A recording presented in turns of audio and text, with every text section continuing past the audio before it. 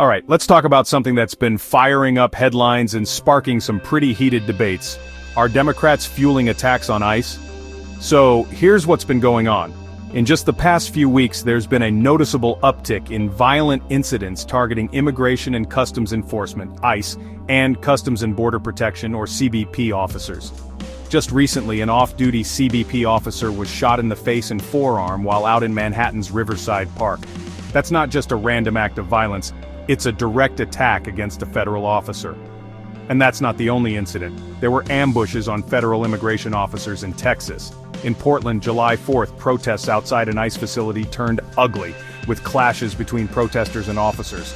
Los Angeles saw protests that escalated into outright riots. So, yeah, it's not just a one-off.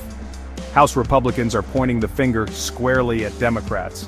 They argue that what they call radical rhetoric and inflammatory language from Democratic politicians is fueling these attacks. Take Congressman Tom McClintock from California. He says these violent incidents are being egged on by what he calls irresponsible talk from Democrats, and he's blaming the Biden administration's so-called open border policies for making things worse. Then you've got folks like Rep. Andrew Clyde, who says he's absolutely seen an increase in violence and warns that when politicians demonize ICE and CBP agents, some people take that to heart. Even DHS Secretary Kristi Noem got involved, blaming sanctuary city policies for the shooting in New York. But what are Democrats actually saying and doing? Well, some Democratic lawmakers have pushed for more transparency and accountability in immigration enforcement. Senators Alex Padilla and Cory Booker introduced a bill that would require ICE officers to clearly identify themselves and not wear masks.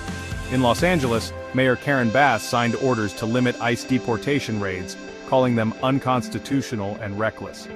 And that's where a lot of the tension comes from. Republicans argue that these kinds of policies and statements send a message that ICE agents are the bad guys, which they believe encourages more hostility and ultimately violence.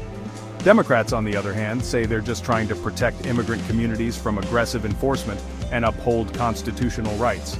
They argue that calling out abuses or pushing for reform isn't the same as endorsing violence. All of this is happening against a backdrop of dramatic shifts in immigration policy. After years of tough crackdowns under Trump, including a massive new deportation rollout, Republicans say these measures are necessary to deal with a surge in illegal immigration under Biden. Democrats, meanwhile, push back, saying the focus should be on humane treatment and smart reform, not just mass deportations. So, are Democrats fueling attacks on ICE?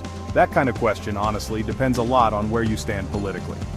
The facts are, violence against officers is up, rhetoric on both sides is getting hotter, and the tension shows no signs of cooling down.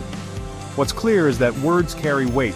When politicians speak, people listen, and sometimes some take things way too far. I want to know what you think. Is the rhetoric going too far, or is it a necessary check on government power? Drop your thoughts in the comments. And as always, stay curious, stay critical, and I'll catch you in the next one.